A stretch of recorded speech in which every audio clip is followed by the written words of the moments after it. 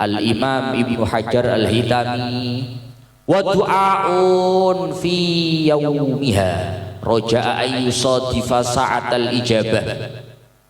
Wa du'aun lan den sunnahake maca donga fi yaumiha ing dalem dina Jumat roja'a ayyusadifa krana ngarep-ngarep ing yen to beneri apa doa sa'atal ijabati ing waktune den ijabah ikunya dikurangi mo.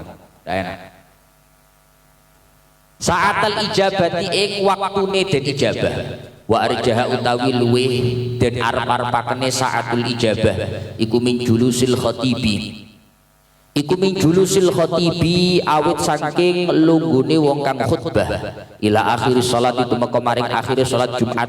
Wa ya utawi sa'atul ijabah iku lahdhatun waktu latifatun kang kedi apa lahdhah wa sahalan sahih apa annaha sak temene saatul ijabah iku akhiru saatin akhire waktu ba'dal asri ing dalem sause asar wa fi lailat yalan ing dalem ya Allah ya Rabbi ya Karim wengine Jumat lima krono raja akan teko pemah ani Syafi'i saking Imam Syafi'i radhiyallahu anhu wa ardhah annahu nyatane sak temene Syafi'i iku balaghu tumeka ing Syafi'i apa annad du'a sak temene donga iku yustajabu den ijabah apa ad-du'a fiha ing dalem lailatal jum'ah wa annahu lan sak temene Imam Syafi'i iku istahabbahu milang sunnah milang demen sapa Syafi'i ing du'a fiha ing dalem lailataha wa sunnah iktsaru fi'lil khairi pun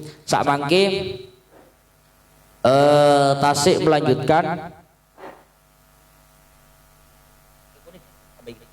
kak suara ketik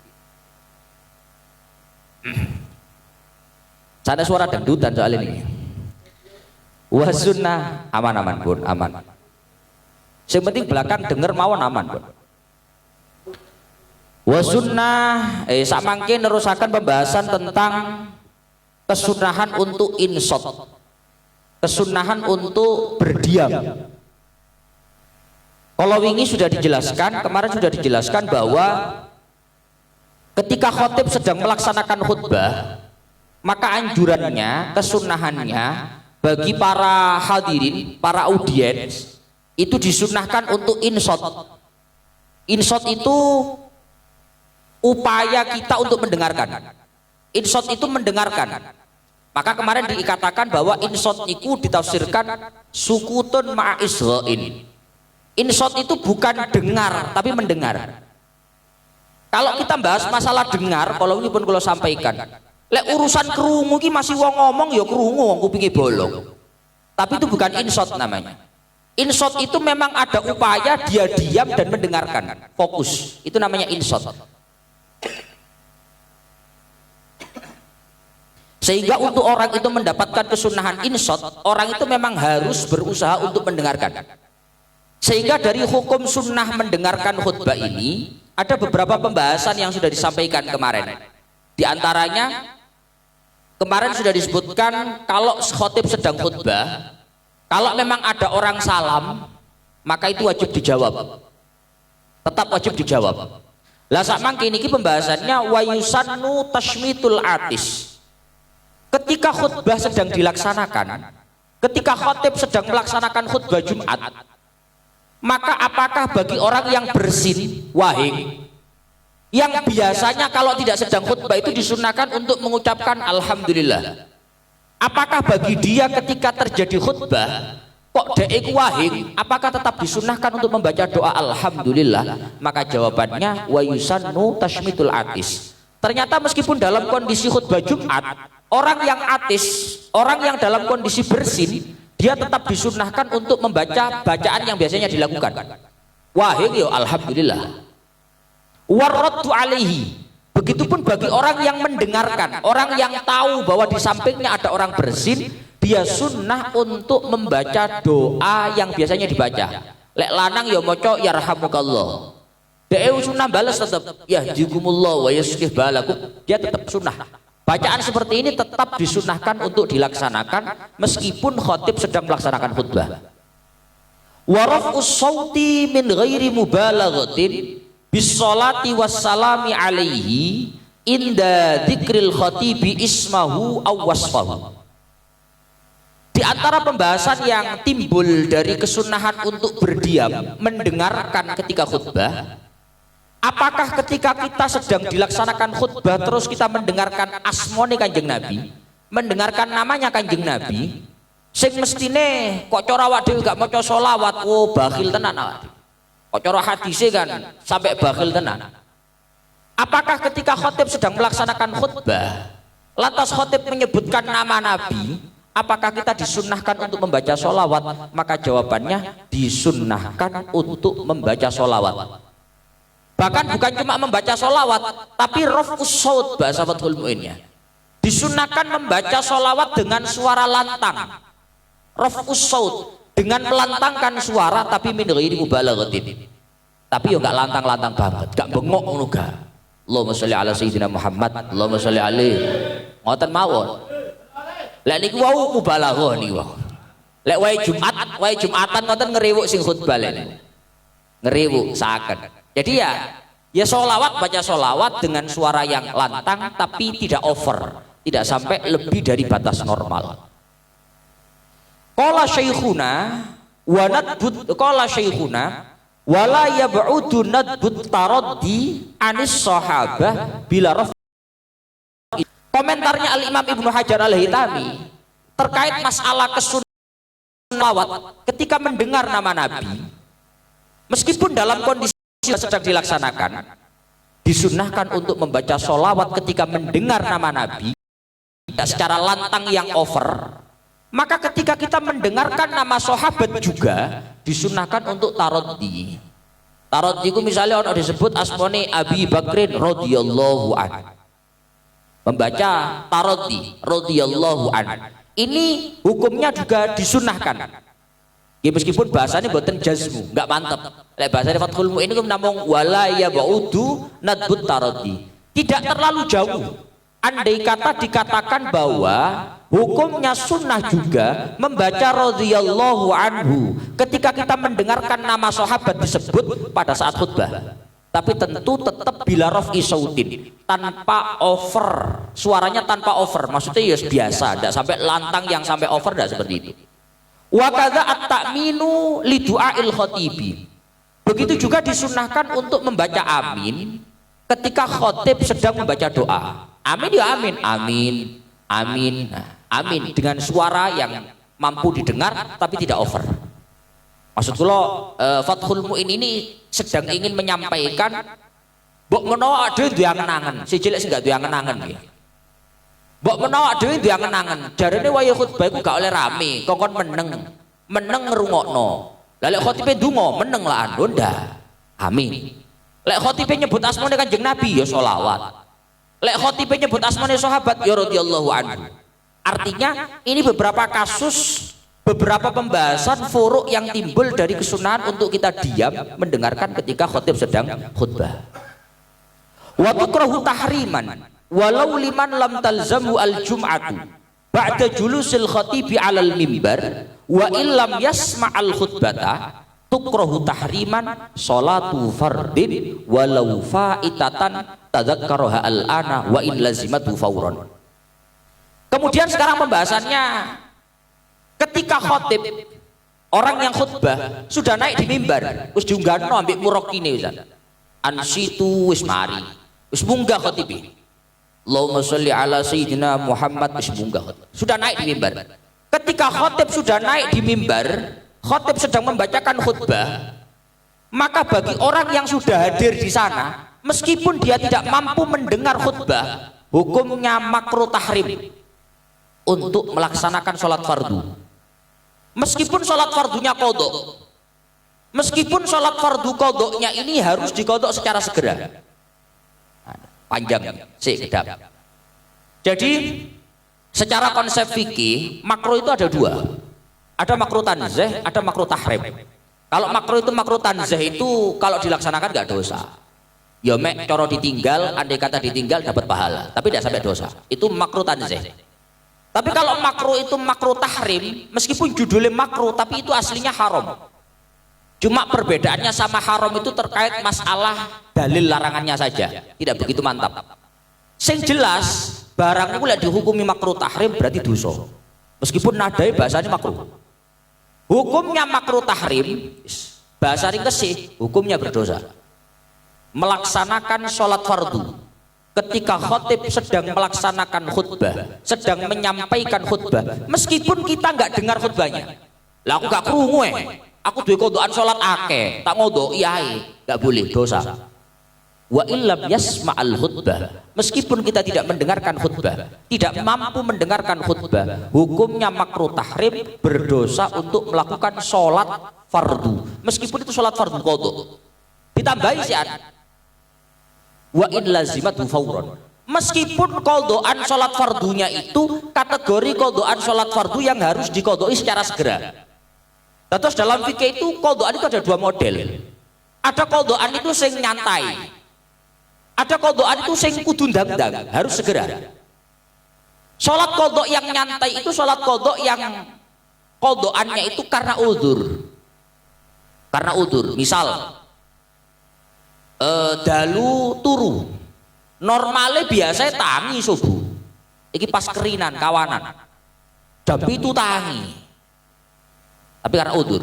Ini kan karena udzur, karena tidur sebelum masuk waktu. Ketika dia bangun, otomatis dia punya qadhaan sholat subuh, di mana qadhaan sholat subuhnya itu timbul karena udzur. Kalau sholat subuhnya ini qadhaannya timbul karena udzur, berarti ngodoknya nggak harus dang-dang, tapi santai, digodok langsung kena, sak jam kas kena, 5 jam kas kena, sedino kas kena, nyantai. Ada qadhaan itu yang sifatnya bukan karena udzur, pepeko, ngegim, ML-an ada saya. Lek gak ngono sekakan nang warung, sekakan kurung adzan subuh sik saper ya. Jokeran, oleh jokeran sembahyang biasa ya, sembahyang. Lho ngono sembahyang lah aja lek wenang bilang adzan mandek sembahyang.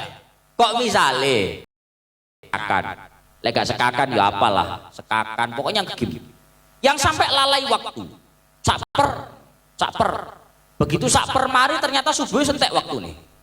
Ini berarti qadhaan yang tanpa ada udzur. Lah qadhaan sholat yang tanpa ada udzur seperti ini secara fikih harus diqadha secara segera, kudu saiki diqadha ini. Lah meskipun sholat qadhaan yang sifatnya seperti ini, qadhaan yang sifatnya segera, tapi gak wae Jumatan ngodok ini. Kudu dang-dang iki mau. Daripada aku gak krungu khotib khotbah, tak ngodok iya. Yo masih gak krungu, masih yo qadhaane dang-dang, gak wayahe ngene iki. Engko, lah ket mau lapo ae qadhaan subuh. Wayahe ngene dipas-pasno wayahe khotbah. Engko ae wayahe khotib khotbah engko ana waktu luang. Ndak boleh, dosa, makruh tahrim. Wa in lazimat fawran, meskipun qadhaan sholat fardunya ini qadhaan yang sifatnya harus diqadha secara segera, meskipun juga kita tidak mampu mendengarkan khutbahnya khotib, tetap hukumnya dosa untuk melakukan sholat fardu ketika itu. Au naflin, jangankan sholat fardu, sholat sunnah pun juga tidak boleh ketika khotib sudah melaksanakan khutbah, walau fi halid du'a ilis sultani walau wal aujahu annaha la tan'aqidu kas-sholati bil waqtil makruhi. Meskipun melaksanakan sholatnya itu dilaksanakan pada saat mendoakan pemerintah, mendoakan pemimpin. Kan ket wingi bab khutbah niku konotasinya, ini cuma konotasi loh ya. Konotasinya koyok-koyok Fathul Mu'in itu kurang setuju kalau ketika khutbah itu disampaikan doa-doa yang khusus untuk pemimpin. Nah, ini jelas jenengan wingi lek sing sawur-sawur bab khutbah jelas nadanya seperti itu. Makanya teng mriki diparingi goyah. Meskipun khotib sedang mendoakan pemimpin, kita hukumnya tetap dosa melakukan sholat fardu ketika itu. Kok cara ngono mesti mulai pikirnya gini, Fathul Mu'in lo gak seneng ono khotib ndongakno sultan, ndongakno pemimpin, lek ngono tak gawe ngondo, iya tetap gak boleh, tetap dosa. Wal aujau annaha la tan'aqidu, apakah hukumnya cuma dosa? Lek dosa tok ono bendina dosa awak-awak wis ada. Gak apa-apa pokoknya sah. Ternyata gak cuma dosa, tapi juga latan akidu, satu dosa, yang kedua sholatnya nggak sah. Awak dhewe kadung ngodok nggak sah, tetap diutang, percuma. Sebagaimana sholat yang dilaksanakan di waktu-waktu yang makruh tahrim. Lagi di fikih niku kok cara biyen nang ploso tau ngaji Fathul Qorib wala pun wonten. Faslun fil awqat allati tukrahu tahriman. Sholatun la sababalah, entah itu sabab mutaqaddim, muqarin atau mutaakhir. Pokok kitab sik wonten Pak Kacong, aman. Tapi lek kitab pun mboten wonten. Nah, iki gimana?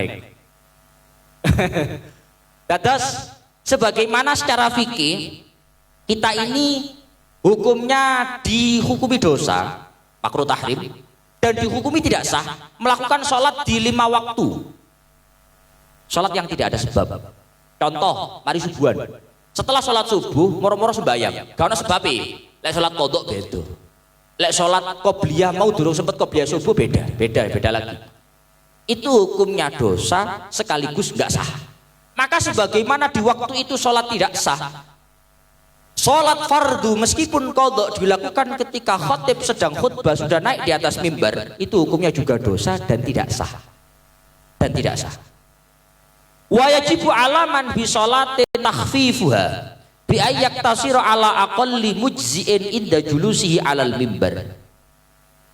Lah lek wis kadung juru sholat ya apa? Pertanyaan ini.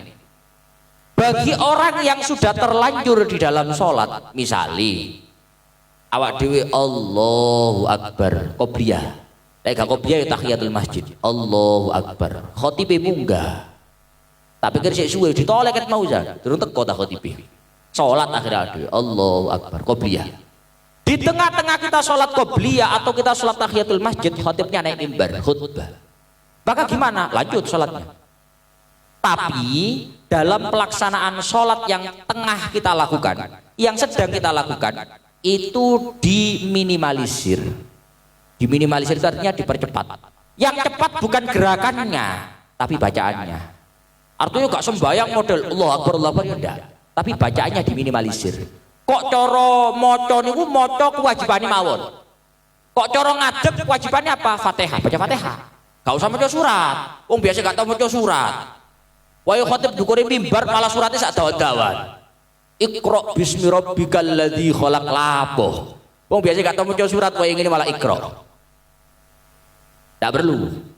Habis itu rokok Allahu Akbar, enggak perlu subhana rabbiyal azim wa bihamdi. Wong sunnah ini. Sing wajib tumak ninah bangkit, iktidal dan seterusnya. Dilanjut tapi diminimalisir. Wa kuriha lidakhilin tahiyatun fawwatat takbiratal ihrami in shallah. Lek sik keteko ya apa? Mau kan wis teko. Wis teko nang masjid, tengah-tengah sembahyang. Iki durung sembahyang ket teko. Bagi orang yang baru masuk masjid, bagi orang yang baru masuk ke dalam masjid, imam sudah khutbah. Maka bagaimana? Apakah boleh kita sholat sunat tahiyatul masjid? Wah, awak kita Fathul Muin jari. Kan sholat sunat tahiyatul masjid ya. Mosok mlebu masjid langsung mlungguh gak pokro Fathul Muin gak digawe ngene. Kan ndak enak awak-awak ngene Pak Kacong. Akhirnya mlebu masjid kepingin tahiyatul masjid. Ya apa ngene iki? Khatibe kadung khutbah tadi. Maka hukumnya sholat sunat tahiyatul masjid ketika khatib sudah khutbah itu diperingki jadi dua. Ada dua peringkian. Yang pertama, kalau kita sholat sunat tahiyatul masjid, nanti imbasnya kita akan salam sedangkan imamnya sudah takbiratul ihram. Artinya kita kehilangan takbiratul ihramnya imam. Padahal menjumpai takbiratul ihram bersama imam itu keutamaan tersendiri. Waduh, rupanya tidak paham, rupanya angel Pak Kacong. Rata angel Pak Kacong. Saya tak balenan mana Pak Kacong. Misalkan kita masuk masjid, ikut cara khutbah, khutbah keloro. Lek khutbah pertama ngono wis aman. Pemanis khutbah suwe. Khutbah kedua, khutbah keloro biasa cepet-cepet wis. Oh rukun tok kan 12. Oh gak dungakno Palestina sak dawan-dawan cowepet. Awak dhewe kabeh takbir, kira-kira nanti kita salam dari sholat sunat tahiyatul masjid ini menjumpai takbiratul ihramnya imam Jumatan enggak? Kalau kita tidak menjumpai, kok salam imamnya takbiratul ihram, berarti hukumnya makruh.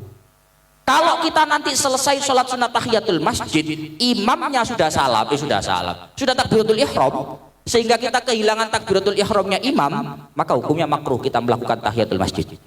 Wa illa fala tukrahu bal tusannu. Tapi kalau sekira kita selesai sholat sunat tahiyatul masjid, imamnya belum takbiratul ihram sholat Jumat, maka hukumnya tidak makruh. Bukan cuma tidak makruh, melainkan disunnahkan sholat sunat tahiyatul masjid. Tahiyatul masjid hukumnya tetap sunnah. Mungkin selama ini ono wong rodok sensitif, kata wong mlebu masjid tengah-tengah khutbah sholat, ono wong delok gak enak, arek kok sholat yo. Kan enten, kadang enten. Wong sing rumangsa paham ngaji, delok wong mlebu masjid wis khutbah imame, khotibé khutbah. Ono wong ket mlebu masjid sembahyang tahiyatul masjid, sembahyang ya. Iku kadang delok gak enak. Oh, bari kok sembahyang. Loh, justru sing bener malah sembahyang. Tetap sunnah sembahyang, tetap sunnah sholat tahiyatul masjid. Yang penting nanti kita sudah salam sebelum imam takbiratul ihram. Bal tusan. Kita tetap disunnahkan untuk melakukan sholat sunnah tahiyatul masjid, meskipun khotibnya sudah khutbah. Tengah-tengah khutbah kita tetap sunnah melakukan sholat sunnah tahiyatul masjid. Yang penting kita sudah salam sebelum imamnya takbiratul ihram. Tapi lakin yalzamhu takhfifuha bi ayyaktasira 'alal wajibati kama qalahu syekhuna. Tapi yo masih yoto sembahyang tahiyatul masjid yo gak dawa-dawa, diminimalisir, hanya melakukan yang wajib-wajib saja. Fatihah gak dimaca surat, langsung ruku gak subhana. Wong biasa gak doyan subhana, wayang ini subhana. Repot wong niku. Wong biasa gak tau subhana. Pokok tuh makna sak nyuk tangi bisa. Wayang ini subhana. Salah wake, gak wayahe lek wayang ini. Pokok kewajibannya dilakukan. Tumak nina bangun sami Allahu liman hamidah, i'tidal, tumak nina seterusnya. Ini moderat, yo gak sampai kebacut, yo gak sampai ngelarang. Can wong sing ngelarang utawa wong kebacut, dilarang kuwi yo gak tepak. Sebenarnya masih sunnah sholat tahiyatul masjid, tapi dijar-jarno yo kebacut. Sembayang mal gak wayahe rek, gagu. Wong khutbah ndelok wong sembayang gak enak blas. Gak enak blas. Jajal sing biasa khutbah ndelok wong sembayang lah gak enak. Yo opo ngono rasane. Ya enak blas boy. Makanya lek sembayang dang ngrungokno khutbah sangat mengganggu konsentrasi. Jadi kesimpulan hukumnya, kalau kita sudah di masjid, tengah-tengah melakukan sholat, khotibnya baru naik, maka sholatnya selesaikan. Tapi kalau kita sudah di masjid duduk gak sembahyang, khotibnya munggah, ora ada kepingin sembahyang, iki gak ono nang kitab. Yang ada kesunahan untuk melakukan sholat sunnah tahiyatul masjid itu yang baru datang. Leket mau denger gak sembahyang, khotibnya munggah mimbar sembahyang, gak pokro jenenge iki. Fathul Qorib jelas. Yang sunnah untuk tetap melakukan sholat sunnah tahiyatul masjid itu dakhil, orang yang baru masuk. Tapi kalau orang yang sudah masuk ket mau denger gak sembahyang, khotibmu gak sembahyang, tolek gawe jadi gini. Ngece iku jenenge.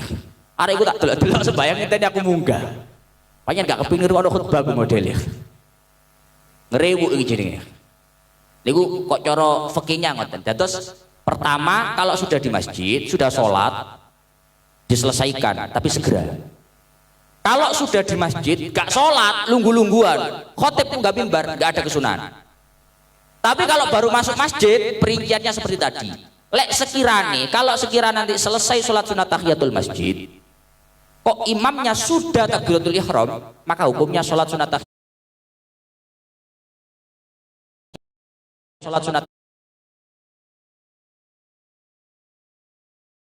tahiyatul masjid. Tapi kalau sekira selesai sholat sunat tahiyatul masjid, imamnya belum takbiratul ihram, maka hukumnya tetap sunnah melakukan sholat sunat tahiyatul masjid, tapi dipercepat. Artinya dipercepat itu bukan gerakannya, diminimalisir, dilaksanakan yang wajib-wajib saja, Fatihah, tumak nina dan seterusnya. Lajeng wa kuriha ihtibaun halatal khutbati linnahyi anhu. Kemudian hukumnya makruh duduk dalam kondisi ihtiba. Ihtiba itu lek makna kitabe lungguh ason-ason. Lungguh ason-ason ngeten lho. Tangan, ya gak kudu tangan sih saja nih.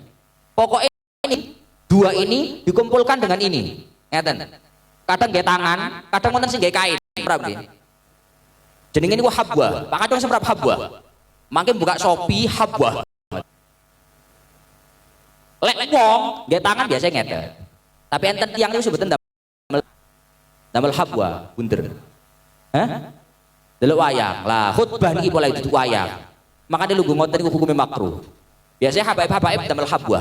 Jadi duduknya begini, diparingi habwa. Itu duduk semacam ini, lek wayang khotib sedang khutbah itu hukumnya makruh. Karena memang ada larangannya. Gak ngomong makruh terus lho nggih. Ketika khutbah, halatal khutbah. Ketika khutbah duduk semacam ini hukumnya makruh. Waqatbu auraqin halataha fi akhiri jum'atin min Ramadan. Begitu juga hukumnya makruh menulis kertas, menulis tulisan-tulisan di kertas ketika khatib sedang khutbah di Jumat terakhir bulan Ramadan. Biasanya ono soalnya. Oh, Jumat terakhir Ramadan ini nulis jimat nih. Hukumnya makruh. Hukumnya makruh. Makruh itu lihat tulisannya biasa. Bal wa in kataba fiha nahwa asma'in suryaniyah yajhalu ma'naha harumah. Bahkan kalau yang ditulis itu asma Suryani, mau makoli kayak ditulis. Gak rumah makna ditulis aja. Itu hukumnya bukan cuma makruh tapi haram. Kadang kan awak dia gak ru. Mana nih opos? Pokoknya Jumat ini nulis pokoknya Jumat akhir ini khutbah. Hukumnya haram kalau yang kita tulis itu lafaz-lafaz yang justru kita tidak tahu maknanya. Nah, lekro ya makruh, makruh. Wa sunnah qira'atu surati kahfin yaumal jum'ati wa lailataha li ahaditsa fiha. Kesunahan selanjutnya di hari Jumat atau malam Jumat. Dua pilihannya. Di hari Jumat atau malam Jumat.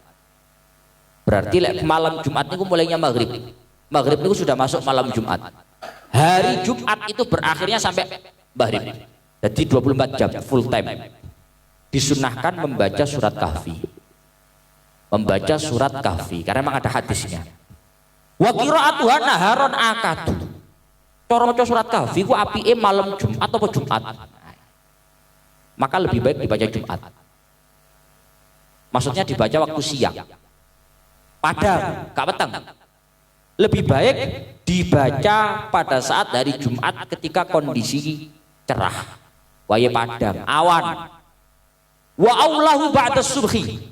Luwe apike Jumat setelah subuh pas maca surat kahfi. Ngantuk-ngantuke kesel-keseli. Pemane mari Jumat legi ngono. Wah, kesel-keseli. Tapi lebih baik baca surat kahfi ya memang di situ itu. Setelah subuh hari Jumat. Artinya ada poin plus tersendiri dibandingkan kita baca surat kahfi tapi di selain waktu itu.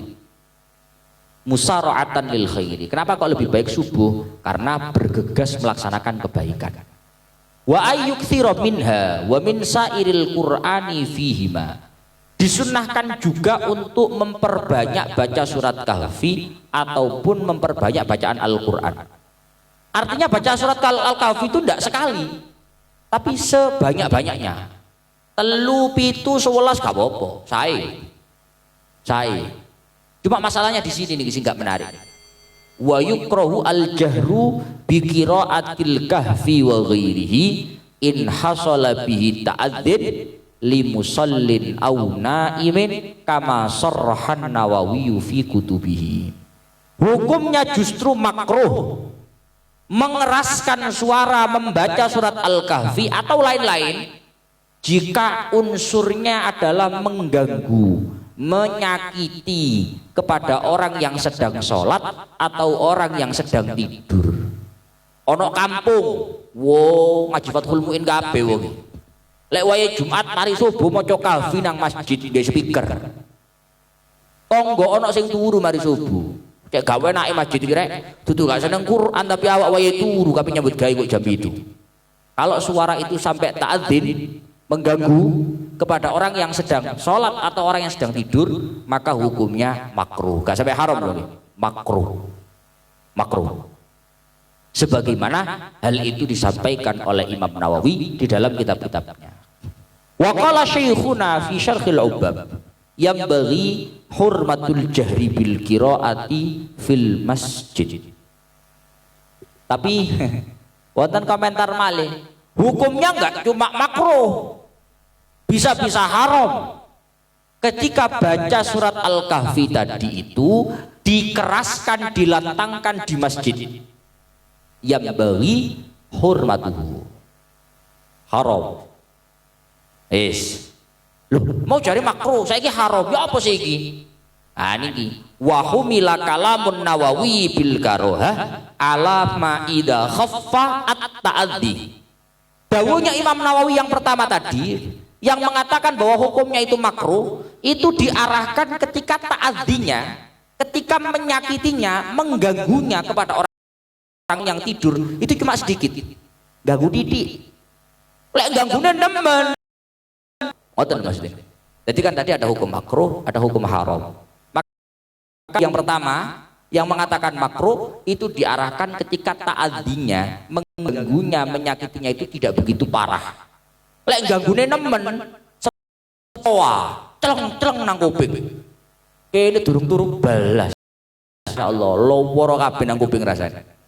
Maka kalau itu, kalau sampai ta'addinya, menyakitinya itu over, hukumnya adalah haram. Wa ala fi ghairil masjid. Dan dawuhnya Imam Nawawi yang tadi mengatakan makruh itu diarahkan ketika baca surat Al-Kahfinya itu di luar masjid. Kalau di masjid hukumnya haram. Wa iktsaru salatin 'alan nabi yaumaha wa lailataha lil akhbari sahihatil amirati bidzalik. Di samping hari Jumat dan malam Jumat itu disunnahkan untuk membaca surat Kahfi, juga disunnahkan untuk memperbanyak baca sholawat kepada kanjeng Nabi. Lek wae malam Jumat atau hari Jumat disunnahkan memperbanyak bacaan sholawat sallallahu alaihi Muhammad sallallahu alaihi Muhammad. Pokoknya lek malam Jumat dina Jumat sekarang wiridan liya sallallahu alaihi Muhammad sholawat. Karena adanya hadis-hadis sahih yang memerintahkan itu. Fal iktsaru minha afdalu min iktsari dzikrin aw qur'anin lam yarid bi khususihi qala syekhuna. Bahkan kok misalnya ono istighosah. Nah sing yai pinggir lor istighosahe dikira. Sing yai pinggir kidul istighosahe maca selawat malam Jumat. Kula milih sing pundi niki Gus? Milih sing selawat. Kenapa kok begitu? Karena memperbanyak bacaan sholawat itu lebih utama di malam dan di hari Jumat dibandingkan memperbanyak bacaan zikir atau bacaan Al-Quran yang tidak disunnahkan secara khusus di hari Jumat. Lek karo Kahfi siji ono wong kono istighosahe maca Kahfi ping 70 istighosahe. Sing kene sholawat 1000, apik sing di apik Kahfi. Karena Kahfi ada nasnya secara langsung. Tapi lek sing kono zikiran biasa la ilaha illallah sing kono. Sing kene macane misale sholawat. Ya berarti selama zikir dan Quran yang dibaca di malam Jumat itu tidak ada nas secara khusus di malam atau di hari Jumat, maka lebih baik membaca sholawat. Terus lek malam Jumat kali hari Jumat itu pokoknya momentumnya maca sholawat sallallahu alaihi Muhammad. Tibaah. Pokoknya malam Jumat itu ono majelis tiba karo majelis istighosah apa sing ditiba. Pokoknya yududu tiba tok sih sholawat apapun lah. Pokoknya waya sholawatan malam Jumat. Qalahu syekhuna, hal itu disampaikan oleh Al-Imam Ibnu Hajar Al-Haytami. Pun niki pun jam 10 lebih 5. Wa du'aun sak menten mbok pilih saking bolo-bolo saking kanca-kanca wonten ingkang kurang paham mau tanya atau nopo nyemanggaken.